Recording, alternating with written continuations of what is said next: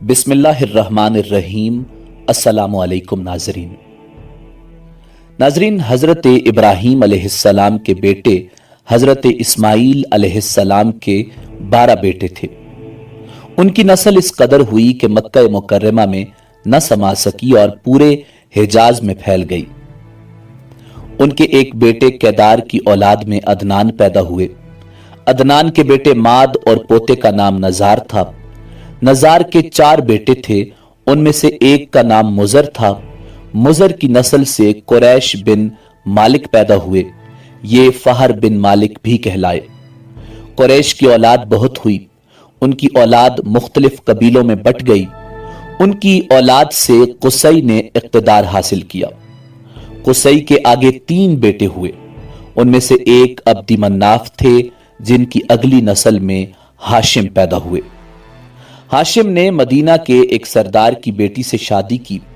ان کے ہاں ایک بیٹا پیدا ہوا جس کا نام شیبہ رکھا گیا۔ یہ پیدا ہی ہوا تھا کہ ہاشم کا انتقال ہو گیا۔ ان کے بھائی مطلب مکہ کے حاکم تھے۔ ہاشم کا بیٹا مدینہ میں پرورش پاتا رہا۔ جب مطلب کو معلوم ہوا کہ وہ جوان ہو گیا ہے تو بھتیجے کو لینے کے لیے خود مدینہ گئے۔ اسے لے کر مکہ مکرمہ پہنچے تو لوگوں نے خیال کیا یہ نوجوان ان کا غلام ہے۔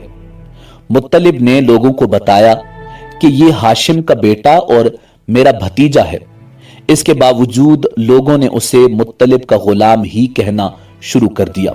اس طرح شیبہ کو عبد المطلب کہا جانے لگا۔ حضرت عبد المطلب کے ہاں ابو طالب، حمزہ، عباس، عبداللہ، ابو لہب، حارث، زبیر، زرار اور عبد الرحمن پیدا ہوئے۔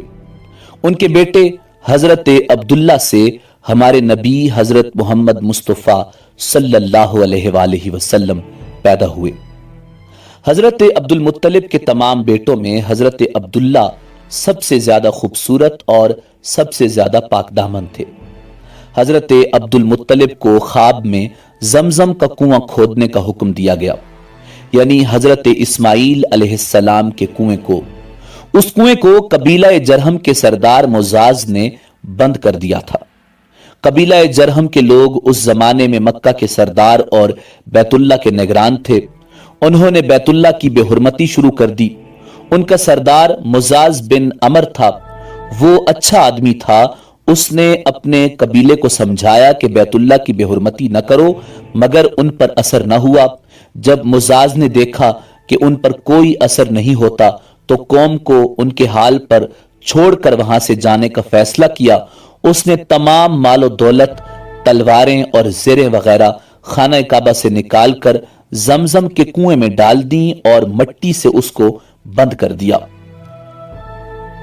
کنواں اس سے پہلے ہی خشک ہو چکا تھا، اب اس کا نام و نشان مٹ گیا۔ مدتوں یہ کنواں بند پڑا رہا۔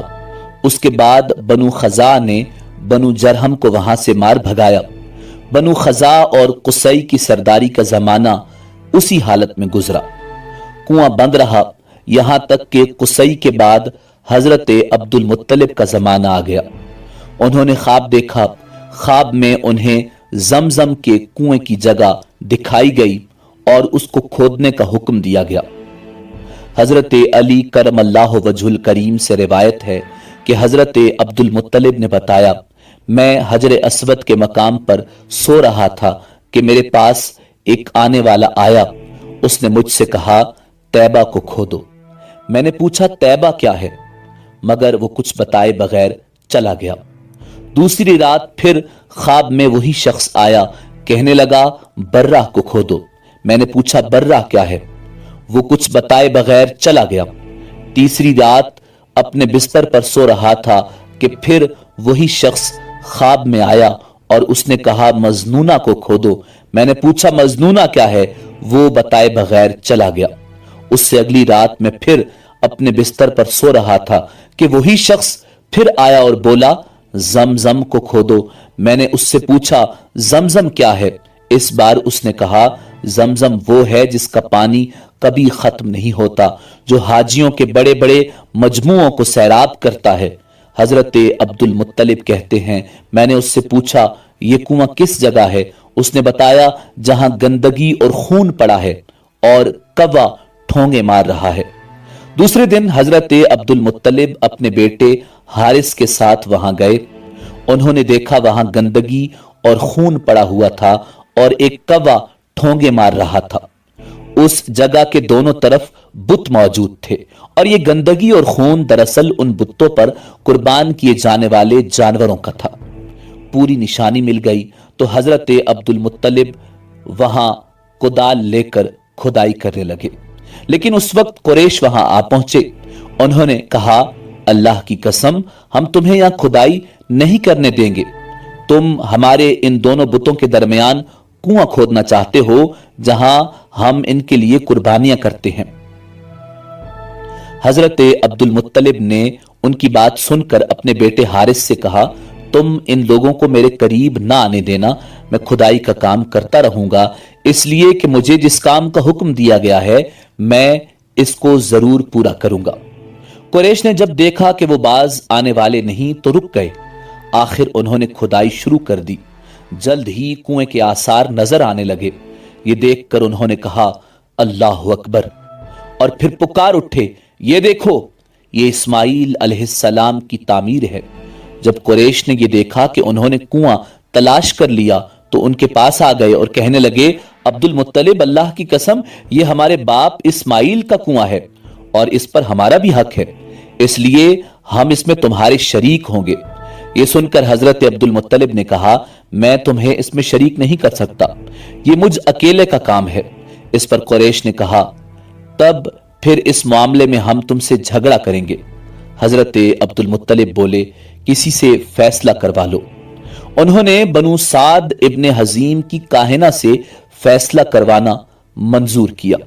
ये काहिना मुल्क शाम के बालाई इलाके में रहती थी। आखिर हजरत अब्दुल मुत्तलिब और दूसरे कुरैश उसकी तरफ रवाना हुए। हजरत अब्दुल मुत्तलिब के साथ अब्दी मन्नाफ के लोगों की एक जमात थी, जबकि दीगर कबाइल कुरैश की भी एक एक जमात साथ थी। उस जमाने में मुल्क हिजाज और शाम के दरमियान एक बेयाबान मैदान था। वहां कहीं पानी नहीं था। उस मैदान में उनका पानी खत्म हो गया। सब लोग प्यास से बेहाल हो गए, यहां तक कि उन्हें अपनी मौत का यकीन हो गया। उन्होंने कुरैश के दूसरे लोगों से पानी मांगा, लेकिन उन्होंने पानी देने से इनकार कर दिया। अब उन्होंने इधर उधर पानी तलाश करने का इरादा किया। हजरत अब्दुल मुत्तलिब उठकर अपनी सवारी के पास आए। जूं ही उनकी सवारी उठी, उसके पांव के नीचे से पानी का चश्मा उबल पड़ा। उन्होंने पानी को देखकर अल्लाह अकबर का नारा लगाया। फिर हजरत अब्दुल मुत्तलिब सवारी से उतर आए। सबने खूब सैर होकर पानी पिया और अपने मशकीजे भर लिए। अब उन्होंने कुरैश की दूसरी जमात से कहा, आओ तुम भी सैर होकर पानी पी लो। अब वो भी आए और खूब पानी पिया। पानी पीने के बाद वो बोले, अल्लाह की कसम ऐ अब्दुल मुत्तलिब, ये तो तुम्हारे हक में फैसला हो गया। अब हम जमजम के बारे में तुमसे कभी झगड़ा नहीं करेंगे। जिस जात ने तुम्हें इस बेयाबान में सैराब कर दिया, वही जात तुम्हें जमजम से भी सैराब करेगी, इसलिए यहीं से वापस चलो। इस तरह कुरैश ने जान लिया कि अल्लाह ताला हजरत अब्दुल मुत्तलिब पर मेहरबान है, लिहाजा इनसे झगड़ना बेसूद है और काहिना के पास जाने का कोई फायदा नहीं। चुनाचे सब लोग वापस लौटे। वापस आकर हजरत अब्दुल मुत्तलिब ने फिर कुएं की खुदाई शुरू कर दी। अभी थोड़ी सी खुदाई की होगी कि मालो दौलत, तलवारें और ज़रें निकल आईं। उनमें सोना और चांदी वगैरह भी था। ये मालो दौलत देखकर कुरैश के लोगों को लालच ने आ घेरा। उन्होंने हजरत अब्दुल मुत्तलिब से कहा, ए अब्दुल मुत्तलिब, इसमें हमारा भी हिस्सा है। उनकी बात सुनकर हजरत अब्दुल मुत्तलिब ने कहा, नहीं, इसमें तुम्हारा कोई हिस्सा नहीं, तुम्हें इंसाफ का तरीका इख्तियार करना चाहिए। आओ 500 के तीरों से कोरा डालें। उन्होंने ऐसा करना मंजूर कर लिया। 2 तीर काबे के नाम से रखे गए, 2 हजरत अब्दुल मुत्तलिब के और 2 कुरैश के, बाकी लोगों के नाम के। पांसा फेंका गया तो मालो दौलत काबा के नाम निकला। तलवारें और ज़रें हजरत अब्दुल मुत्तलिब के नाम और कुरैशियों के नाम जो तीर थे वो किसी चीज पर न निकले। इस तरह फैसला हो गया। हजरत अब्दुल मुत्तलिब ने काबे के दरवाजे को सोने से सजा दिया। जमजम की खुदाई से पहले हजरत अब्दुल मुत्तलिब ने दुआ मांगी थी कि ऐ अल्लाह, इसकी खुदाई को मुझ पर आसान कर दे, मैं अपना एक बेटा तेरे रास्ते में ज़िबा करूंगा। अब जबकि कुआं निकल आया तो उन्हें ख्वाब में हुक्म दिया गया, अपनी मन्नत पूरी करो, यानी एक बेटे को ज़िबा करो। नाजरीन, हजरत अब्दुल मुत्तलिब को यह हुक्म उस वक्त दिया गया जब वो अपनी मन्नत भूल चुके थे। पहले ख्वाब में उनसे कहा गया, मन्नत पूरी करो। उन्होंने एक मेंढा ज़िबा करके गरीबों को खिला दिया। फिर ख्वाब आया, इससे बड़ी पेश करो।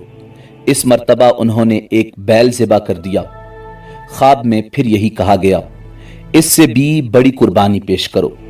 अब उन्होंने ऊंट ज़िबा किया। फिर ख्वाब आया, ए अब्दुल मुत्तलिब, इससे भी बड़ी चीज पेश करो। उन्होंने पूछा, इससे भी बड़ी चीज क्या है? तब कहा गया, ए अब्दुल मुत्तलिब, अपने बेटों में से किसी को ज़िबा करो, जैसा कि तुमने मन्नत मानी थी। अब उन्हें अपनी मन्नत याद आई।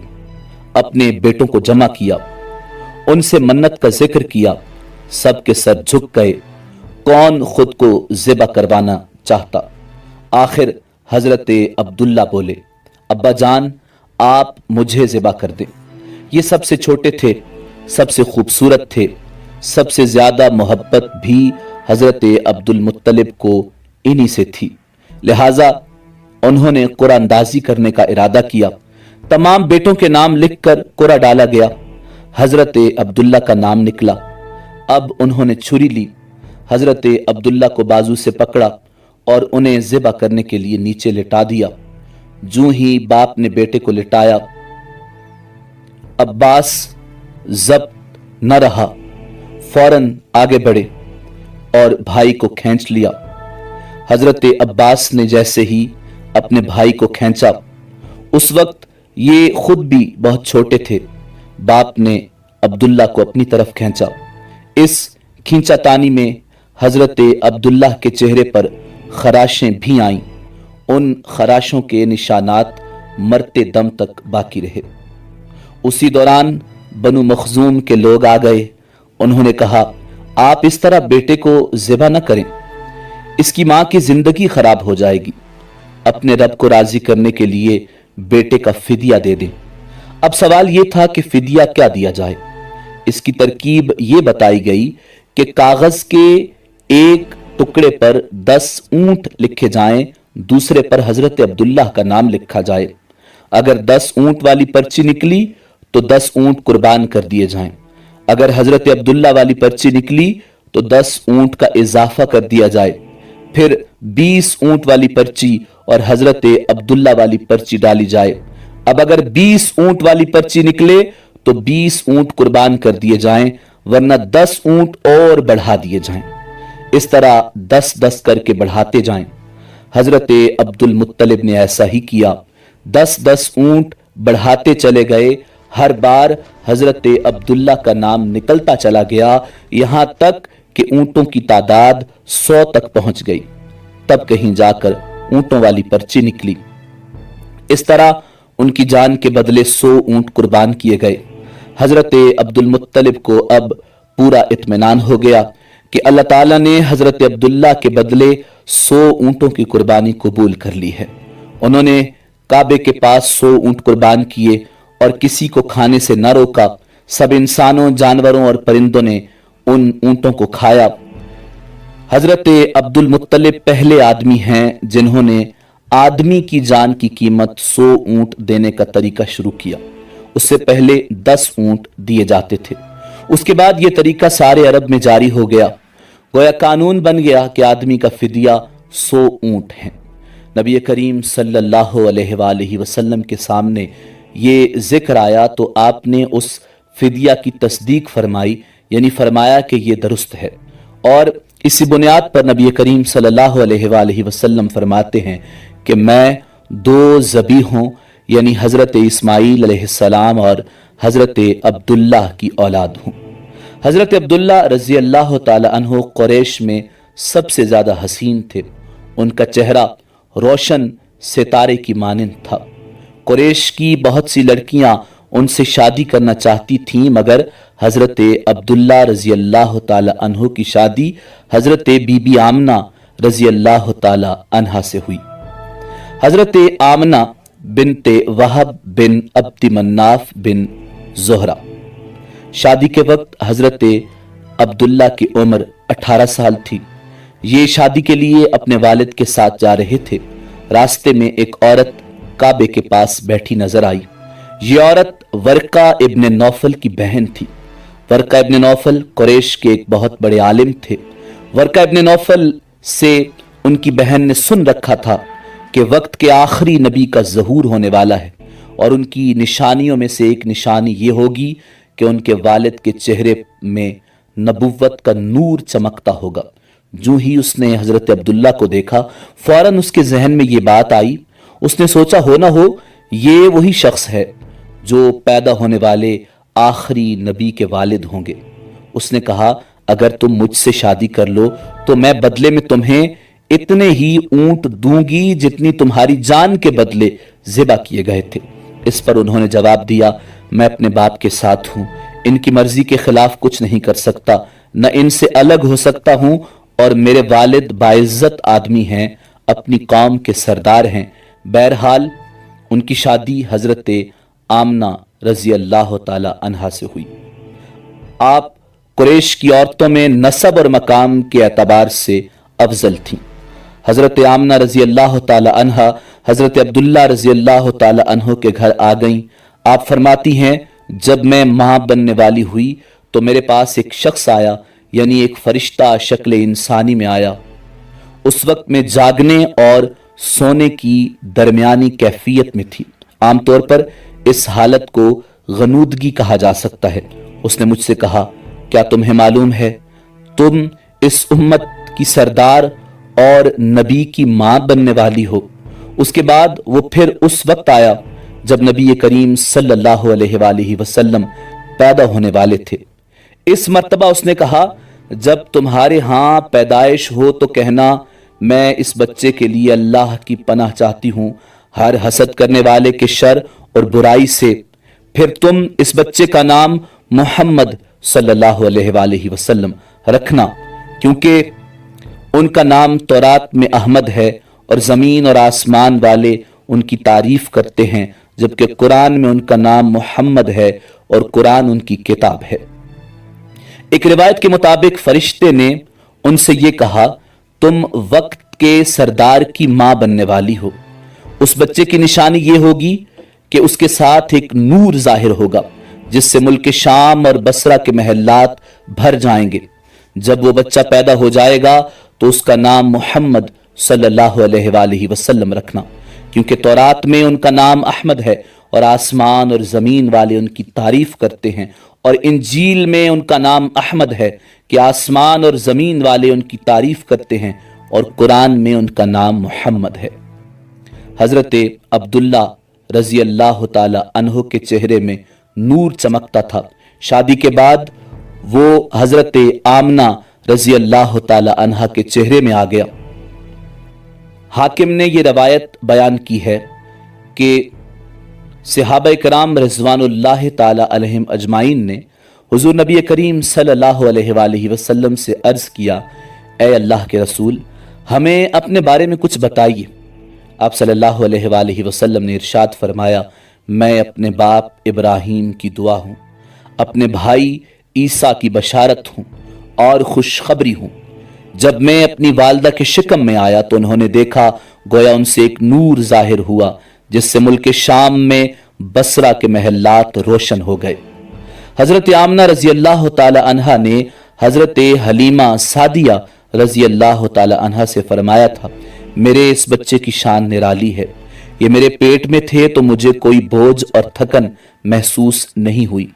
हजरत ईसा अलैहिस्सलाम वो आखिरी पैगंबर हैं जिन्होंने आप सल्लल्लाहु अलैहि वसल्लम की आमद की खुशखबरी सुनाई। इस बशारत का जिक्र कुरान मजीद फुरकान हमीद में मौजूद है। और यूं इरशाद फरमाया गया।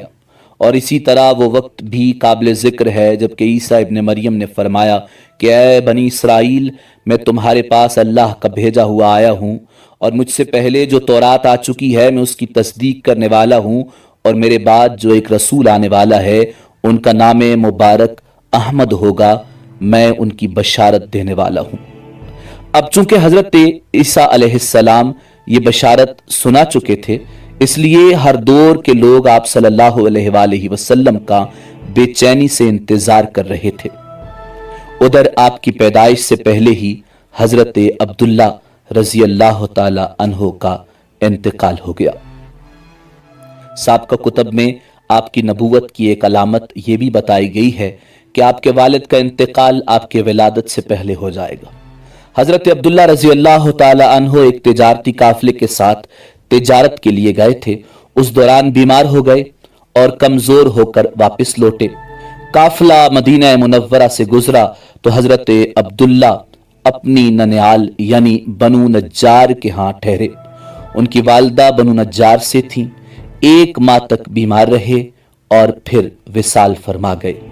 उन्हें वहां ही दफन कर दिया गया। तिजारती काफिला जब हजरत अब्दुल्ला रजी अल्लाह ताला अन्हो के बगैर मक्का मुकर्रमा पहुंचा और उनके वालिद माजिद हजरत अब्दुल मुत्तलिब को पता चला कि उनके बेटे अब्दुल्ला बीमार हो गए हैं और मदीना में अपने ननिहाल में हैं, तो उन्हें लाने के लिए हजरत अब्दुल मुत्तलिब ने अपने बेटे जुबैर को भेजा। जब ये वहां पहुंचे तो हजरत अब्दुल्ला इंतकाल फरमा चुके थे। मतलब ये कि आप सल्लल्लाहु अलैहि वसल्लम इस दुनिया में अपने वालिद की वफात के चंद माह बाद तशरीफ लाए। हजरत इब्न अब्बास रजी अल्लाह ताला अन्हु कहते हैं कि हुजूर नबी करीम सल्लल्लाहु अलैहि वसल्लम इस दुनिया में तशरीफ लाए तो आपकी नाफ कटी हुई थी। नाफ को बच्चा पैदा होने के बाद काटा जाता है। आप खतना शुदा पैदा हुए। हजरत अब्दुल मुत्तलिब रजी अल्लाह ताला अन्हु ये देखकर बेहद हैरान भी हुए और खुश भी हुए और कहा करते थे कि मेरा बेटा निराली शान का होगा।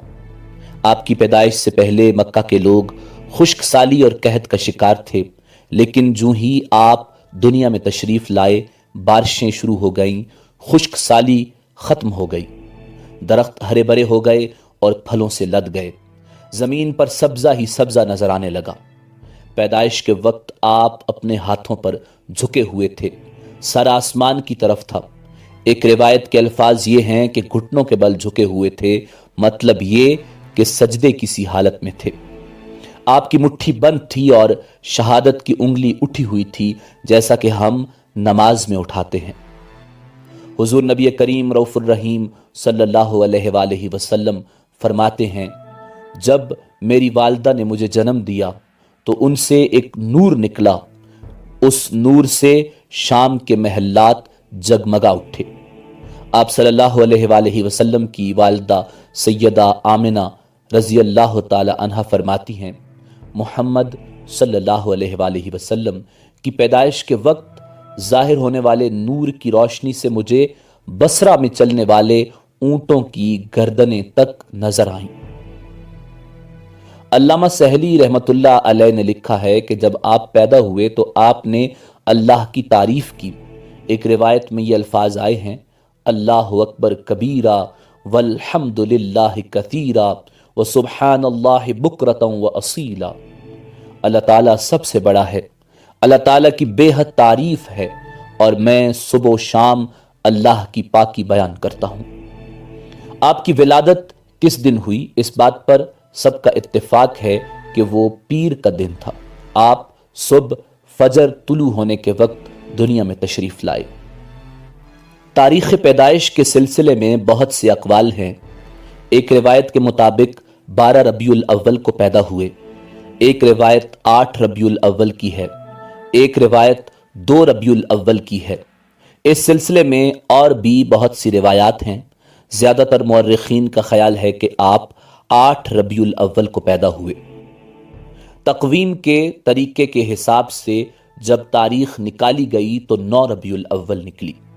مطلب یہ کہ اس بارے میں بالکل صحیح بات کسی کو معلوم نہیں۔ اس پر سب کا اتفاق ہے کہ مہینہ ربیع الاول کا تھا اور دن پیر کا۔ یہ بھی کہا جاتا ہے کہ آپ کو پیر کے دن ہی نبوت ملی، پیر کے دن ہی آپ نے مدینہ منورہ کی طرف ہجرت فرمائی اور پیر کے دن ہی آپ وصال فرما گئے۔ آپ صلی اللہ علیہ وآلہ وسلم عام الفیل میں پیدا ہوئے، یعنی ہاتھیوں والے سال۔ اس سال کو عام الفیل یعنی ہاتھیوں والا سال اس لیے کہا جاتا ہے کہ ابرہہ نے ہاتھیوں کے ذریعے مکہ مکرمہ پر چڑھائی کی تھی۔ آپ صلی اللہ علیہ وآلہ وسلم کی پیدائش اس واقعہ کے کچھ ہی دن بعد ہوئی تھی۔ واقعہ کچھ اس طرح ہے کہ ابرہہ یمن کا عیسائی حاکم تھا۔ حج کے دنوں میں اس نے دیکھا کہ لوگ بیت اللہ کا حج کرنے جاتے ہیں۔ اس نے اپنے لوگوں سے پوچھا کہ یہ لوگ کہاں جاتے ہیں؟ اسے جواب دیا گیا کہ بیت اللہ کا حج کرنے مکہ جاتے ہیں۔ اس نے پوچھا بیت اللہ کس چیز کا بنا ہوا ہے؟ اسے بتایا گیا پتھروں کا ہے۔ اس نے پوچھا اس کا لباس کیا ہے؟ بتایا گیا ہمارے ہاتھ سے جو دھاری دار کپڑا جاتا ہے اس سے اس کی پوشاک تیار ہوتی ہے۔ ابرہہ عیسائی تھا۔ ساری بات سن کر اس نے کہا مسیح کی قسم میں تم لوگوں کے لیے اس سے اچھا گھر تعمیر کروں گا۔ اس طرح اس نے سرخ، سفید، زرد اور سیاہ پتھروں سے ایک گھر بنوایا، سونے اور چاندی سے اس کو سجایا، اس میں کئی دروازے رکھوائے، اس میں سونے کے پترے جڑوائے، اس کے درمیان میں جواہر لگوائے، اس مکان میں ایک بڑا سا یاقوت لگوایا، پردے لگوائے، وہاں خوشبوئیں سلگھانے کا انتظام کیا۔ اس کی دیواروں پر اس قدر مشک ملا جاتا تھا کہ وہ سیاہ رنگ کی ہو گئیں، یہاں تک کہ جواہر بھی نظر نہیں آتے تھے۔ پھر لوگوں سے کہا اب تمہیں بیت اللہ کا حج کرنے کے لیے مکہ جانے کی ضرورت نہیں رہی، میں نے یہی تمہارے لیے بیت اللہ بنوا دیا ہے، لہٰذا اب تم اس کا طواف کرو۔ اس طرح کچھ قبائل کئی سال تک اس کا حج کرتے رہے، اس میں اعتکاف کرتے رہے، حج والے مناسک بھی یہیں ادا کرتے رہے۔ عرب کے ایک شخص نفیل خشمی سے یہ بات برداشت نہ ہو سکی، وہ اس مصنوعی خانہ کعبہ کے خلاف دل ہی دل میں کڑتا رہا۔ آخر اس نے دل میں ٹھان لی کہ وہ ابرہہ کی اس عمارت کو گندا کر کے چھوڑے گا۔ پھر ایک رات اس نے چوری چھپے بہت سی گندگی اس میں ڈال دی۔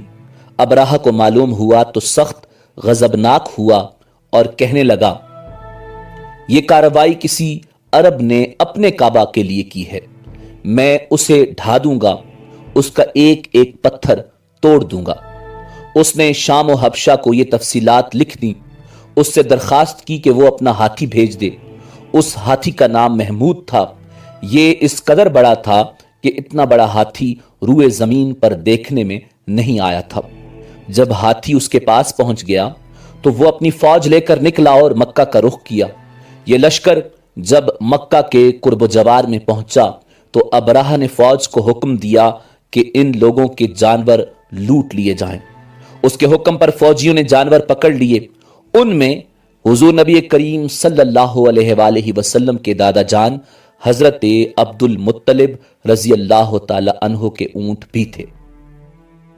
نفیل بھی اس لشکر میں ابرہہ کے ساتھ موجود تھا اور یہ حضرت عبد المطلب رضی اللہ تعالی عنہ کا دوست تھا۔ حضرت عبد المطلب اس سے ملے، اونٹوں کے سلسلے میں بات کی۔ نفیل نے ابرہہ سے کہا قریش کا سردار عبد المطلب ملنا چاہتا ہے، یہ شخص تمام عرب کا سردار ہے، شرف اور بزرگی اسے حاصل ہے، لوگوں میں اس کا بہت بڑا اثر ہے، لوگوں کو اچھے اچھے گھوڑے دیتا ہے، انہیں عطیات دیتا ہے، کھانا کھلاتا ہے۔ یہ گویا عبد المطلب رضی اللہ تعالی عنہ کا تعارف تھا۔ ابرہہ نے انہیں ملاقات کے لیے بلا لیا۔ ابرہہ نے ان سے پوچھا بتائیے آپ کیا چاہتے ہیں؟ انہوں نے جواب دیا میں چاہتا ہوں میرے اونٹ مجھے واپس مل جائیں۔ ان کی بات سن کر ابرہہ بہت حیران ہوا۔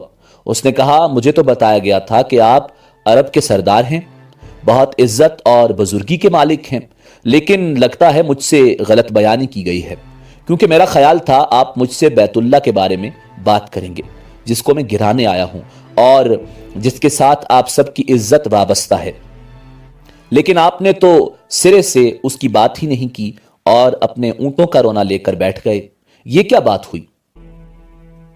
اس کی بات سن کر حضرت عبد المطلب بولے، آپ میرے اونٹ مجھے واپس دیں، بیت اللہ کے ساتھ جو چاہیں کریں، اس لیے کہ اس گھر کا ایک پروردگار ہے، وہ خود ہی اس کی حفاظت کرے گا، مجھے اس کے لیے فکر مند ہونے کی ضرورت نہیں۔ ان کی بات سن کر ابراہہ نے حکم دیا عبد المطلب کے اونٹ واپس دے دیے جائیں۔ جب انہیں ان کے اونٹ واپس مل گئے تو انہوں نے ان کے سموں پر چمڑے چڑھا دیے، ان پر نشان لگا دیے، انہیں قربانی کے لیے وقف کر کے حرم میں چھوڑ دیا تاکہ پھر کوئی انہیں پکڑ لے تو حرم کا پروردگار غضبناک ہو۔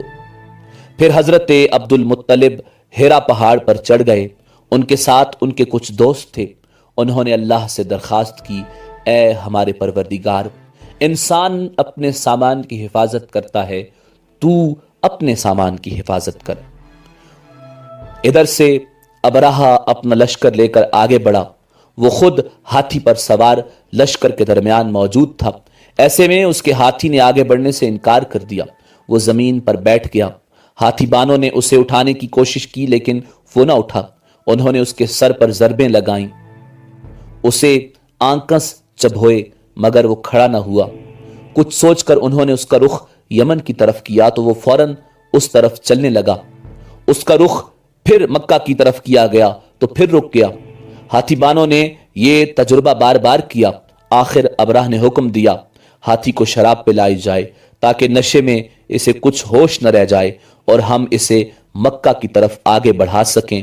چنانچہ اسے شراب پلائی گئی لیکن اس پر کوئی اثر نہ ہوا۔ ابراہ کے ہاتھی کو اٹھانے کی مسلسل کوشش جاری تھی کہ اچانک سمندر کی طرف سے ان کی طرف اللہ تعالیٰ نے ابابیلوں کو بھیج دیا، وہ ٹڈیوں کے جھنڈ کی طرح آئیں۔ دوسری طرف حضرت عبد المطلب مکہ میں داخل ہوئے، حرم میں پہنچے اور کعبہ کے دروازے کی زنجیر پکڑ کر ابراہ اور اس کے لشکر کے خلاف فتح کی دعا مانگی۔ ان کی دعا کے الفاظ یہ تھے، اے ہمارے پروردگار، یہ بندہ اپنے قافلے اور اپنی جماعت کی حفاظت کر رہا ہے، تو اپنے گھر یعنی بیت اللہ کی حفاظت فرما۔ ابراہ کا لشکر فتح نہ حاصل کر سکے، ان کی طاقت تیری طاقت کے آگے کچھ بھی نہیں۔ آج صلیب کامیاب نہ ہو۔ صلیب کا لفظ اس لیے بولا کہ ابراہ عیسائی تھا اور صلیب کو عیسائی اپنے نشان کے طور پر ساتھ لے کر چلتے ہیں۔ اب انہوں نے اپنی قوم کو ساتھ لیا اور ہیرا پہاڑ پر چڑھ گئے، کیونکہ ان کا خیال تھا وہ ابراہ کا مقابلہ نہیں کر سکیں گے۔ اور پھر اللہ تعالیٰ نے پرندوں کے جھنڈ بھیج دیے۔ یہ پرندے چڑیا سے قدرے بڑے تھے، ان میں سے ہر ایک پرندے کی چونچ میں پتھر کے 3 ٹکڑے تھے۔ یہ پتھر پرندوں نے ابراہ کے لشکر پر گرانے شروع کیے۔ جو ہی یہ پتھر ان پر گرے ان کے ٹکڑے ٹکڑے ہو گئے، بالکل اسی طرح جیسے آج کسی جگہ اوپر سے بم گرایا جائے تو جسموں کے ٹکڑے اڑ جاتے ہیں۔ ابراہ کا ہاتھی محمود البتہ ان کنکریوں سے محفوظ رہا، باقی سب ہاتھی تہس نہس ہو گئے۔ یہ ہاتھی 13 عدد تھے، سب کے سب کھائے ہوئے نحوست کی مانند ہو گئے، جیسا کہ سورہ الفیل میں آتا ہے۔ ابراہ اور اس کے کچھ ساتھی تباہی کا یہ منظر دیکھ کر بری طرح بھاگے، لیکن پرندوں نے ان کو بھی نہ چھوڑا۔ ابراہ کے بارے میں طبقات میں لکھا ہے کہ اس کے جسم کا ایک عضو الگ ہو کر گرتا چلا گیا، یعنی وہ بھاگ رہا تھا اور اس کے جسم کا ایک ایک حصہ الگ ہو کر گر رہا تھا۔ دوسری طرف حضرت عبد المطلب اس انتظار میں تھے کہ کب حملہ ہوتا ہے، لیکن حملہ آور جب مکہ میں داخل نہ ہوئے تو وہ حالات معلوم کرنے کے لیے نیچے اترے۔ مکہ سے باہر نکلے تب انہوں نے دیکھا سارا لشکر تباہ ہو چکا ہے۔ خوب مال غنیمت ان کے ہاتھ لگا، بے شمار سامان ہاتھ آیا، مال میں سونا چاندی بھی بے تحاشا تھا۔ لشکر میں سے کچھ لوگ ایسے بھی تھے جو واپس نہیں بھاگے تھے، یہ مکہ میں رہ گئے تھے۔ ان میں ابراہ کے ہاتھی کا معاوت بھی تھا جو محمود کو آگے لانے میں ناکام رہا تھا۔ ہمارے نبی حضرت محمد صلی اللہ علیہ وآلہ وسلم اس واقعہ کے چند دن بعد پیدا ہوئے۔ آپ جس مکان میں پیدا ہوئے وہ صفا پہاڑی کے قریب تھا۔ حضرت کعب احبار رضی اللہ تعالی عنہ روایت کرتے ہیں کہ میں نے تورات میں پڑھا تھا کہ رسول اللہ صلی اللہ علیہ وآلہ وسلم کی پیدائش مکہ میں ہوگی۔ یہ کعب پہلے یہودی تھے، اس لیے تورات پڑھا کرتے تھے۔ دنیا میں آتے ہی حضور نبی اکرم صلی اللہ علیہ وآلہ وسلم روئے۔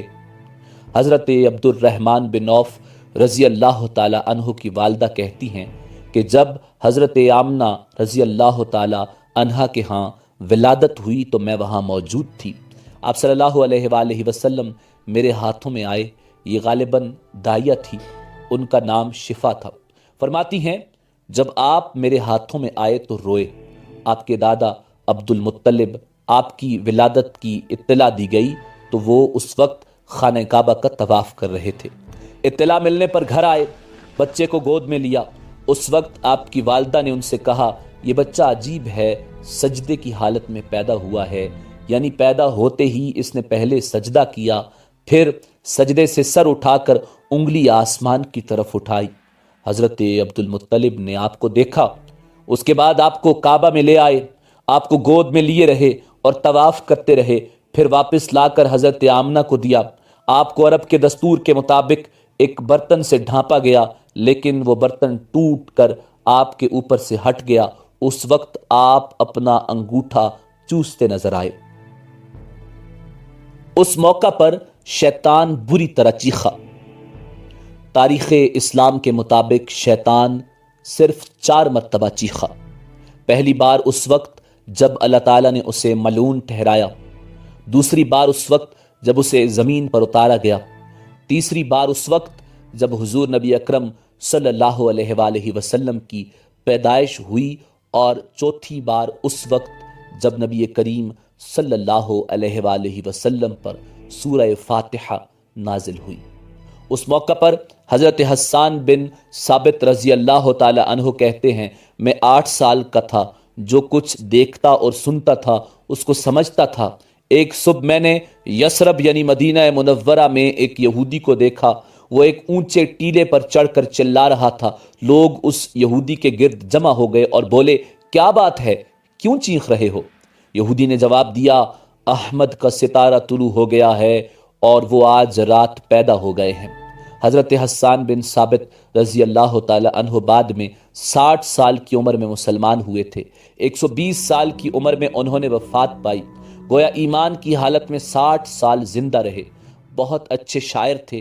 نبی کریم صلی اللہ علیہ وآلہ وسلم کی اپنے اشعار میں تعریف کیا کرتے تھے اور دشمنوں کی برائی اشعار میں بیان کرتے تھے۔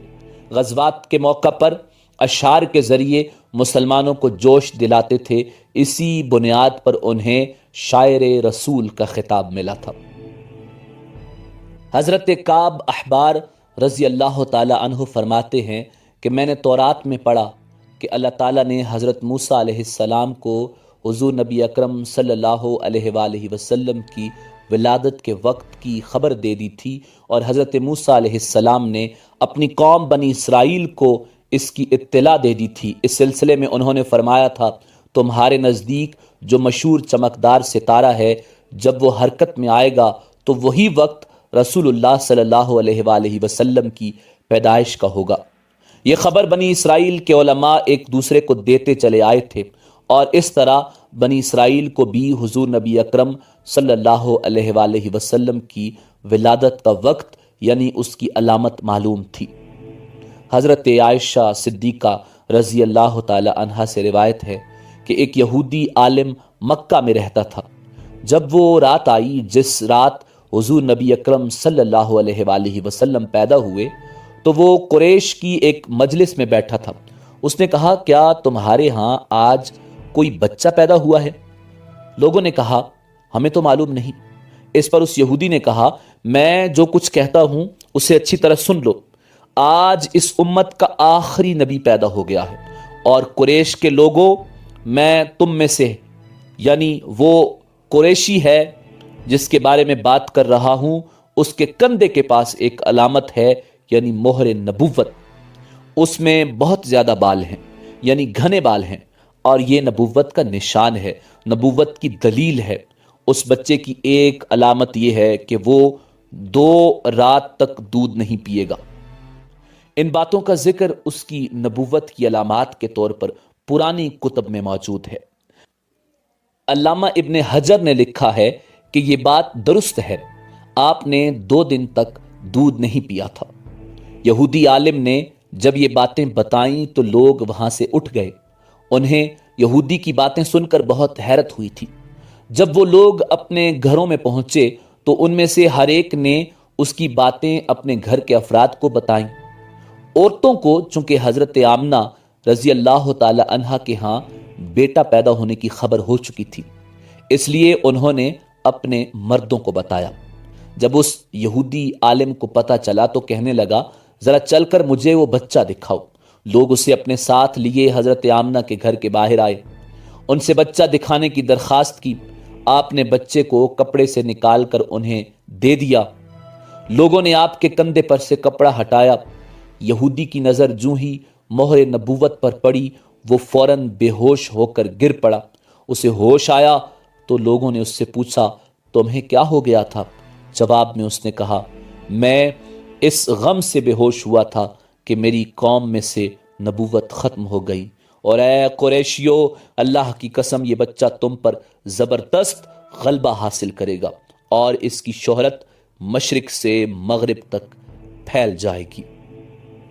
ملک شام کا ایک یہودی ایس مکہ سے کچھ فاصلے پر رہتا تھا۔ وہ جب بھی کسی کام سے مکہ آتا، وہاں کے لوگوں سے ملتا تو ان سے کہتا، بہت قریب کے زمانے میں تمہارے درمیان ایک بچہ پیدا ہوگا، سارا عرب اس کے راستے پر چلے گا، اس کے سامنے پست ہو جائے گا، وہ عجم اور اس کے شہروں کا بھی مالک ہو جائے گا۔ یہی اس کا زمانہ ہے، اور اس کی نبوت کے زمانے کو جو بھی پائے گا اور اس کی پیروی کرے گا وہ اپنے مقصد میں کامیاب ہو جائے گا۔ جس خیر اور بھلائی کی وہ امید کرتا ہے وہ اس کو حاصل ہوگی، اور جو شخص اس کی نبوت کا زمانہ پائے گا مگر اس کی مخالفت کرے گا وہ اپنے مقصد میں ناکام ہوگا۔ مکہ معظمہ میں جو بھی بچہ پیدا ہوتا وہ یہودی اس بچے کے بارے میں تحقیق کرتا اور کہتا، ابھی وہ بچہ پیدا نہیں ہوا۔ آخر جب نبی کریم صلی اللہ علیہ وآلہ وسلم اس دنیا میں تشریف لائے تو حضرت عبد المطلب اپنے گھر سے نکل کر اس یہودی کے پاس پہنچے۔ اس کی عبادت گاہ کے دروازے پر پہنچ کر انہوں نے آواز دی، ایس؟ اس نے پوچھا، کون؟ کہنے لگے، میں عبد المطلب ہوں۔ تم اس بچے کے بارے میں کیا کہتے ہو؟ اس نے انہیں دیکھا پھر بولا، ہاں تم ہی اس کے باپ ہو سکتے ہو۔ بے شک وہ بچہ پیدا ہو گیا جس کے بارے میں میں نے تم لوگوں سے کہا تھا، وہ ستارہ آج طلوع ہو گیا ہے، اور اس بچے کی پیدائش کی علامت ہے، اور یہ علامت ہے کہ اس وقت اس بچے کو درد ہو رہا ہے، یہ تکلیف اسے 3 دن تک رہے گی اور اس کے بعد یہ ٹھیک ہو جائے گا۔ راہب نے جو یہ کہا تھا کہ بچہ 3 دن تک تکلیف میں رہے گا، تو اس کی تفصیل یہ ہے کہ آپ صلی اللہ علیہ وآلہ وسلم نے 3 دن تک دودھ نہیں پیا تھا، اور یہودی نے جو یہ کہا تھا کہ ہاں آپ ہی اس کے باپ ہو سکتے ہیں، تو اس سے مراد یہ ہے کہ عربوں میں دادا کو بھی باپ کہہ دیا جاتا ہے، اور نبی کریم صلی اللہ علیہ وآلہ وسلم نے ایک بار خود فرمایا تھا، میں عبد المطلب کا بیٹا ہوں۔ یہودی نے حضرت عبد المطلب سے یہ بھی کہا تھا، اس بارے میں اپنی زبان بند رکھیں، یعنی کسی کو کچھ نہ بتائیں، ورنہ لوگ اس بچے سے زبردست حسد کریں گے، اتنا حسد کریں گے کہ آج تک کسی نے نہیں کیا، اور اس کی اس قدر سخت مخالفت ہوگی کہ دنیا میں کسی اور کی اتنی مخالفت نہیں ہوئی۔ پوتے کے متعلق یہ باتیں سن کر حضرت عبد المطلب نے ایس سے پوچھا، یہ بتاؤ کہ میرے پوتے کی عمر کتنی ہوگی؟ یہودی نے اس سوال کے جواب میں کہا، اس بچے کی عمر 70 سال تک نہیں ہوگی، بلکہ اس سے پہلے ہی 61 یا 63 سال کی عمر میں وصال ہو جائے گا، اور اس کی امت کی عمر بھی اتنی ہی ہوگی۔ اس کی پیدائش کے وقت دنیا کے بت ٹوٹ کر گر جائیں گے۔ یہ ساری علامات اس یہودی نے گزشتہ انبیاء کی پیشن گوئیوں سے معلوم کی تھیں، اور سب بالکل سچ ثابت ہوئیں۔ قریش کے کچھ لوگ عمر بن نفیل وغیرہ ایک بت کے پاس جایا کرتے تھے۔ یہ اس رات بھی اس بت کے پاس گئے جس رات آپ صلی اللہ علیہ وآلہ وسلم کی پیدائش ہوئی۔ انہوں نے دیکھا وہ بت اوندے منہ گرا پڑا ہے۔ ان لوگوں کو یہ بات بری لگی انہوں نے اس کو اٹھایا، سیدھا کر دیا، مگر وہ پھر گر گیا۔ انہوں نے پھر اس کو سیدھا کیا، وہ پھر الٹا ہو گیا۔ ان لوگوں کو بہت حیرت ہوئی، یہ بات بہت عجیب لگی۔ تب اس بت سے آواز نکلی، یہ ایک ایسے بچے کی پیدائش کی خبر ہے جس کے نور سے مشرق اور مغرب میں تمام زمین کے گوشے منور ہو گئے ہیں۔ بت سے نکلنے والی آواز نے انہیں اور زیادہ حیرت زدہ کر دیا۔ اس کے علاوہ ایک واقعہ یہ پیش آیا کہ ایران کے شہنشاہ کسریٰ نوشیروان کا محل ہلنے لگا اور اس میں شگاف پڑ گئے۔ نوشیروان کا یہ محل نہایت مضبوط تھا، بڑے بڑے پتھروں اور چونے سے تعمیر کیا گیا تھا۔ اس واقعے سے پوری سلطنت میں دہشت پھیل گئی۔ شگاف پڑنے سے خوفناک آواز بھی نکلی تھی۔ محل کے 14 کنگرے ٹوٹ کر نیچے آ گرے تھے۔ آپ صلی اللہ علیہ وآلہ وسلم کی پیدائش پر ایک واقعہ یہ پیش آیا کہ فارس کے تمام آتش کدوں کی آگ بجھ گئی جس کی وہ پوجا کیا کرتے تھے اور اس کو بجھنے نہیں دیتے تھے، لیکن اس رات ایک ہی وقت میں تمام کے تمام آتش کدوں کی آگ آنن فانن بجھ گئی۔ آگ کے پوجنے والوں میں رونا پیٹنا مچ گیا۔ کسریٰ کو یہ تمام اطلاعات ملی تو اس نے ایک کاہن کو بلایا۔ اس نے اپنے محل میں شگاف پڑنے اور آتش کدوں کی آگ بجھنے کے واقعات اسے سنا کر پوچھا، آخر ایسا کیوں ہو رہا ہے؟ وہ کاہن خود تو جواب نہ دے سکا، تاہم اس نے کہا، ان سوالات کے جوابات میرا ماموں دے سکتا ہے، اس کا نام ستیح ہے۔ نوشیروان نے کہا، ٹھیک ہے، تم جا کر ان سوالات کے جوابات لاؤ۔ وہ گیا، ستیح سے ملا، اسے یہ واقعات سنائے۔ اس نے سن کر کہا، ایک عصا والے نبی ظاہر ہوں گے جو عرب اور شام پر چھا جائیں گے، اور جو کچھ ہونے والا ہے ہو کر رہے گا۔ اس نے یہ جواب کسریٰ کو بتایا۔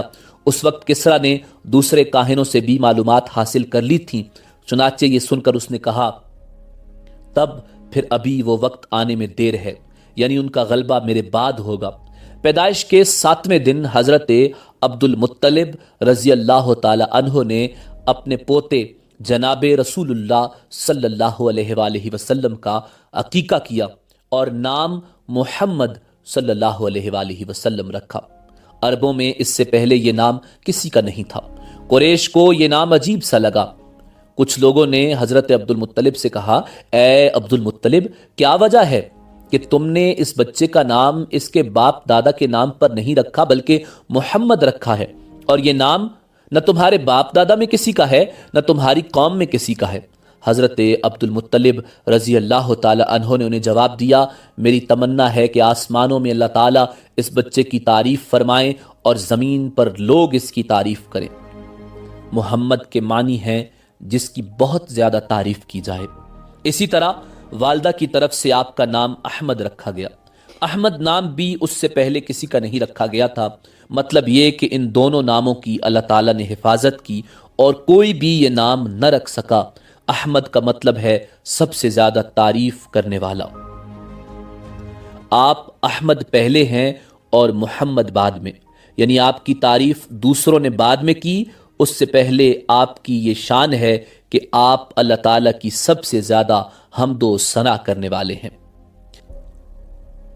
اپنی والدہ کے بعد آپ نے سب سے پہلے صوبیہ کا دودھ پیا۔ صوبیہ نبی کریم صلی اللہ علیہ وآلہ وسلم کے چچا ابو لہب کی باندی تھی۔ ان کو ابو لہب نے آپ صلی اللہ علیہ وآلہ وسلم کی پیدائش کی خوشی میں آزاد کر دیا تھا۔ صوبیہ نے آپ کو چند دن تک دودھ پلایا۔ انہی دنوں صوبیہ کے ہاں اپنا بیٹا پیدا ہوا تھا۔ آپ کی والدہ نے آپ کو صرف 9 دن تک دودھ پلایا۔ ان کے بعد صوبیہ نے پلایا، پھر دودھ پلانے کی باری حضرت حلیمہ سعدیہ رضی اللہ تعالی عنہا کی آئی۔ ناظرین، اسی امید کے ساتھ اجازت دیجیے کہ آپ کو ہماری ویڈیو پسند آئی ہوگی۔ ملتے ہیں بہت جلد ایک نئی تاریخی، تحقیقی اور معلوماتی ویڈیو کے ساتھ۔ دیکھتے رہیے info@adil۔ اللہ رب العزت آپ کا حامی و ناصر ہو۔